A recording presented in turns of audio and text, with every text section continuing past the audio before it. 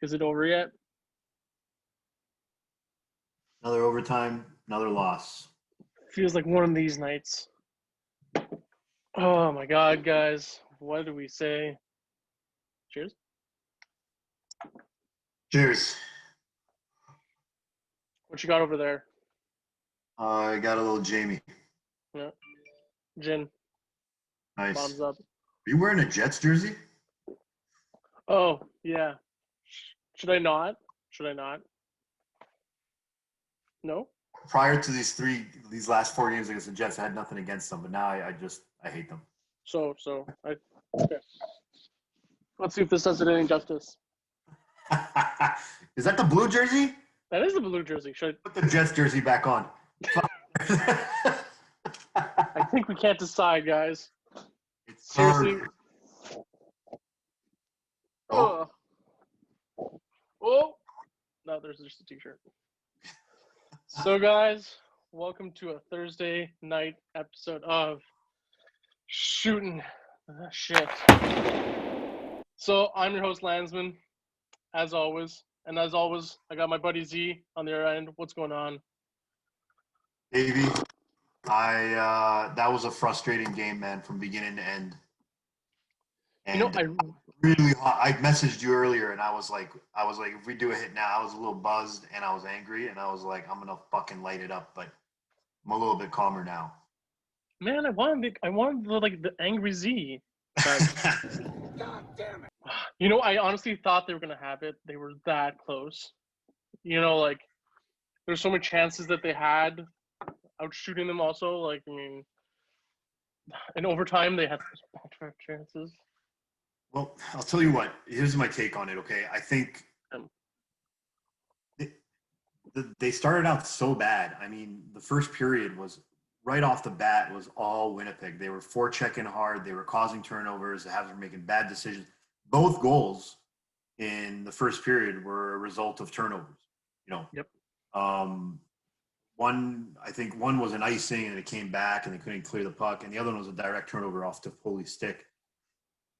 And, you know, like I'm not blaming the goalies on you. I wouldn't blame Price and I wouldn't blame Allen. But the thing too is like it gets frustrating for fans because when they need to save, they don't get it. Now I'm not faulting the goalies.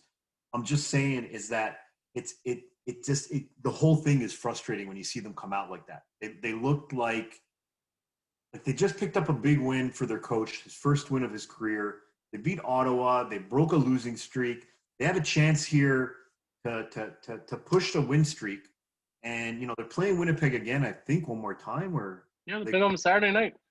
Yeah, so they're playing Winnipeg one more time. I think then they're playing Vancouver. You know, which Vancouver might be the team that they do really well against, right? So maybe if they could have won these games and strung them together with some wins, all of a sudden, you know, they've played I think the least amount of games in the North. So all of a sudden.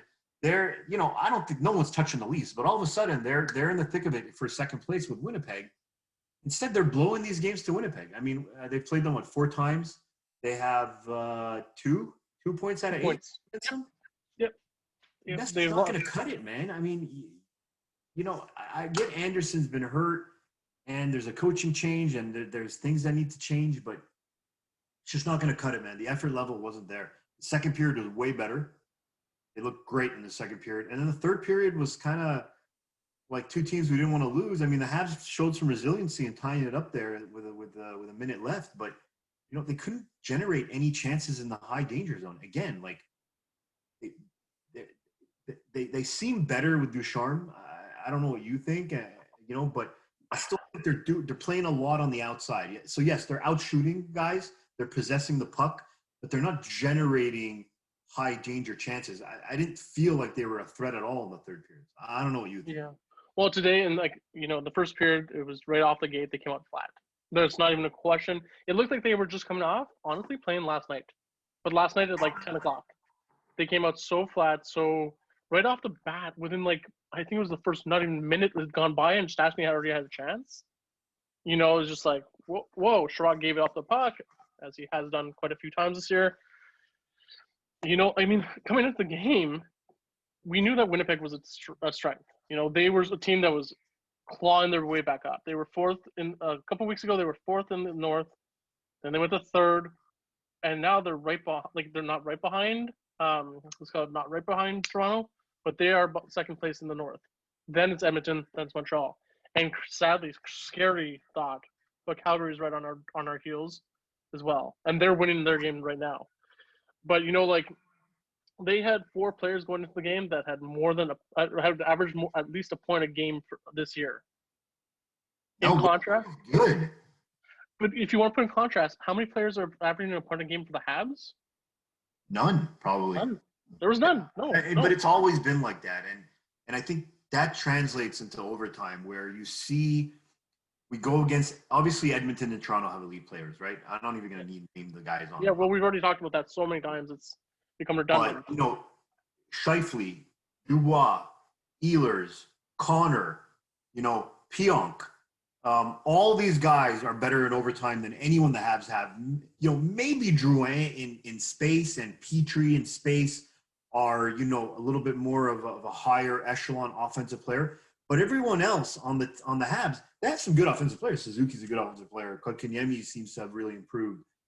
You know, Toffoli, Anderson was hurt, but none of them are at these levels. Like these are elite offensive players in some cases, right? We're talking about Scheifele, for example, and Connor. Slide down to even Vancouver, who's not really good, but in overtime they can throw out Peterson, Peterson, Horvat, Miller, Hughes, Horvat. Those 4 alone are, again, better than anyone I think that the Habs would be able to throw out. Calgary probably more similar to Montreal in terms of, you know, maybe Goudreau. Goudreau's a guy in space. He reminds you of Drouin, but maybe even better, you know. But Calgary's similar to Montreal, and then Ottawa, man. Give me Chabot and fucking Batherson and Kachuk in overtime, you know? Yeah. Like I'm not sure the Habs have anyone who can match those 3 guys. Like it's just the Habs lack high-end offensive skill. They built that team this year, and I thought it was smart when I saw them doing it, because the additions of Toffoli and Anderson gave them better players. These are better players than they had last year. You know, last year, at the end of the season, they were playing guys like Belzile, and you know, Domi was sort of dogging it at the end, and you know, and now you've got these guys, and the Habs should be better. Okay, but I like Toffoli a lot. He's exceeded my expectations. And Anderson is a great winger, and his speed and size poses so many problems. But they're not elite offensive players. All the guys I mentioned on Winnipeg and obviously Edmonton and Toronto and even on Vancouver are all better than them. Like they're just better offensive skills. I'm not saying they're better hockey players overall, but in a 3-on-3 is essentially a skills competition. It's meant for all-star players. It's meant for the all-star game. You know what I mean, man? Like it's obviously tailored for elite players to succeed in, and the Habs don't have those guys. Yeah, I mean, you look at. Sorry. I'm sorry, Davey, but this year they're playing against only 6 other teams, and as far as I'm concerned, 4 of those 6 teams have better offensive players than the Habs do. So they're going into every, and you can even argue Ottawa does too. So they're going into every overtime at a disadvantage. That's how I see it. Well, I mean, it shows. I mean, like honestly, it was scary to see that like every team has our number and they know exactly. Come to overtime, like it's kind of like time to throw in the towel. We have not won a game in overtime. We have not won a game in the shootouts. We have dropped every 4 games we played in overtime, every 3 in the shootouts. And also, like, I mean, the best player on the ice for us in overtime this game was Paul Byron. You know, like, I mean, I'm nothing against Paul Byron. I think he's a great player, and I still think his coming to Montreal was the best success story in recent years about waiver claim and everything. But, you know, like you said, we don't have that elite. We have good. Sometimes we have better than good. You know, Toffoli can play better than good. But at the end of the day, he needs someone else to be with him, and it's like the puzzle pieces of working it. It's not working. You know, the deployment was better in this overtime. Like I don't know if you noticed, but at one point I think he played Tatar, Suzuki, and Toffoli maybe together. I don't know. There forwards out there. He was playing the 3-forward system, and it was really Yeah, good. and when he played Petrie with I think Drouin and Suzuki at one point, he started out with Kotkaniemi, but he played Armia. And listen, I like Armia. He's got a great wrist shot. But he's not the guy I want in overtime. And Sherratt was out there, and Weber was out there. And look, those guys are not overtime guys. Weber's not going to tee up a slap shot in a 3-on-3. He's just not. You know. Well, it even seemed during the game he was scared to take a shot. What's Deneau done? Deneau, I guess you're putting Deneau. Maybe you put him out there for a defensive zone face-off in a 3-on-3. But otherwise, he shouldn't be seeing the ice. Just play Petrie and rotate forwards around him. You know. Or with him, and sometimes it'll be, until you're ready to play Romanoff, who I think would probably be the guy that eventually can also play on a 3-on-3 because he's a good skater and has some offensive skill and a good first pass. Just like you just said, the record, right?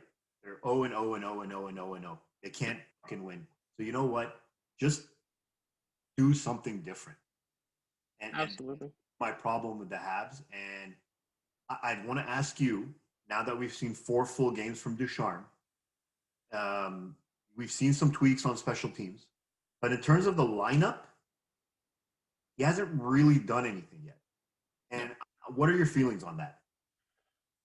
I'm gonna I know it seems like it's redundant that I always agree with you, but it's because we have similar mindsets and of our thinking. Yeah, I mean, there's a lot of positives to look at the last few games. We've taken good efforts. Like today. It seemed a little bit tricky because it seemed like we were just playing behind the whole game, even though we weren't always behind. It seemed like we were playing desperation hockey. But as it goes towards line combinations, I think he does have to do some tweaking and some playing around with it, because there's some clear combinations that are working that it's still not. He's not putting together. It sounds silly, but Perry and Gallagher have this chemistry that, although they haven't played together except for the power play, it's undeniable, but he won't put them together. That's one small thing I see. I do like, though, I must say, I'm very impressed with the fact of our special teams as of late. Like the last game against Ottawa, killing off the double minor to Armia was solid. And then today, killing off the power plays, as well as getting a power play goal again. Yeah, that's, Alex Burrows, he seems to have done a good job. He's definitely woken up the team. They're in Ducharme's tenure as interim head coach, he's 50%. He's 4 for 8. That's it's not going unnoticed, I think. And I'm just trying to look up time on ice here for the game, because I have a couple of things to talk about. And one of them is, I think, so I agree with you on special teams, except for I still don't like the PP1 with Weber out there. Listen, we can have a session on Weber here, and it would take a while, and I don't want this to go on for a long time. But I think Weber, I like Weber. I still think he's got value, and I still think you can use him. But I think the Habs need to understand his shortcomings now. Okay, it's no longer 2008, 2010, when even then his mobility wasn't the best. But he's getting older, man, and he's got a lot of miles on his body, and he's still a very useful and effective player. But it took a while for the Bruins to realize Chara was useful, but you couldn't play him 25 minutes a game anymore. And they took him off the power play, and they moved him to the second pair. And yeah, he still played a seriously important role. But the Habs need to start thinking about that with Weber. Petrie is more than capable of playing 1D minutes. And if you're just going to play with Edmondson on the first pair, that's fine. I have feelings on Edmondson, but they've performed okay as a pairing. So, and then you got to break up Weber and Sherratt. So sorry, I've gone completely off on a tangent. No. I mean, you know what? You've talked about that on Twitter. You talked about it on Facebook. You also talked about that in our videos. It's true. It just doesn't seem like the Canadiens brass is understood. And I'm not their brass. I'm not a coach. I have no coaching experience in that level but Weber is no longer the number 1D on our team. He's got a great resume. He is a great player. He has a great career. He's put up great minutes and great numbers for us over the past few years that he's been with us. But he is, like you said, he is getting older. He's 35. And he is utilized a little bit too much over his potential, and that's what's causing him to flounder. Like, I mean, I think that Petrie should be the number 1D. Like, I mean, and like we all know, we both agree on this, that Petrie is the number 1D, as well as many Habs fans out there do agree that he is the number 1D. It's just. And again, I don't think it's a slight on Weber. I just think that, you know, the Habs can handle this in a way that doesn't diminish Weber, because Weber does have value, you know, and it's just a matter of accepting reality. Like, players get older, they slow down. And if you put Weber in a position, and this is the problem I've had lately with the Habs, is it put players in a position to succeed. Okay. You know, so play Weber with a puck moving defenseman and decrease his minutes. Maybe take him completely off the power play. I know it sounds crazy, but the problem with Weber is, yes, he's got an incredible shot still, but he's not capable of being a decoy, because a decoy would need to be able to move around a little bit and make that extra pass to take advantage when he draws a defender towards him. And that's not Weber. The second he gets pressure on him, and there's always going to be pressure on him on the power play because he's got a shadow, he kind of coughs it up, or he panic dumps it to the corner and just dumps it down, or dumps it across back to his blue line mate. He can't do anything creative with the puck. It's not a shot at him. The guy's got a fucking howitzer. He's been whaling it his whole career.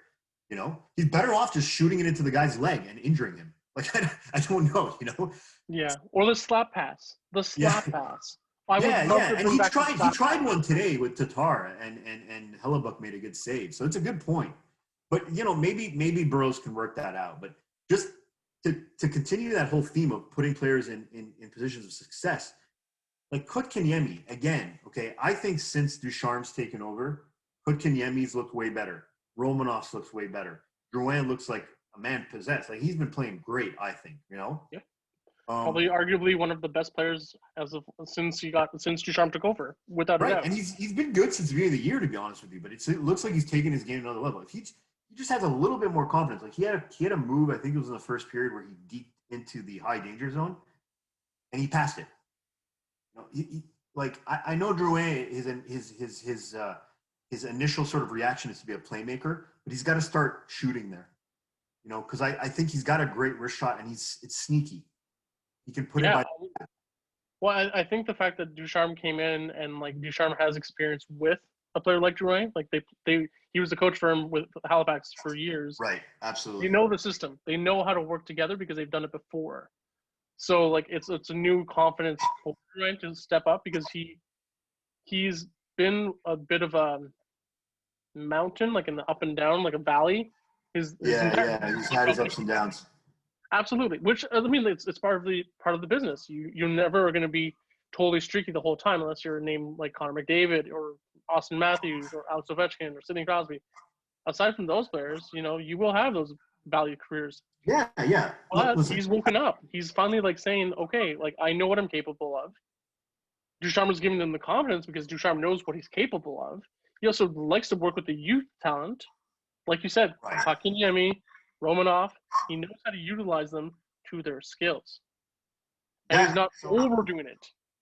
So I like what you said, but honestly, so far, man, it's been frustrating because I haven't seen him make the lineman changes. You know, we talked about Danault, the lineup changes. We talked about Danault in the last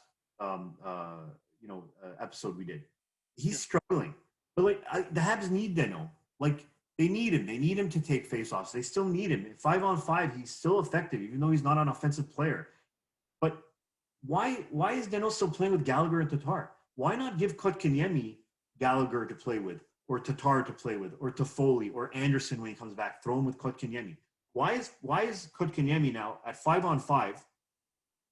Kotkaniemi played 13 minutes. Danault played 15, and Suzuki played almost 18. You know?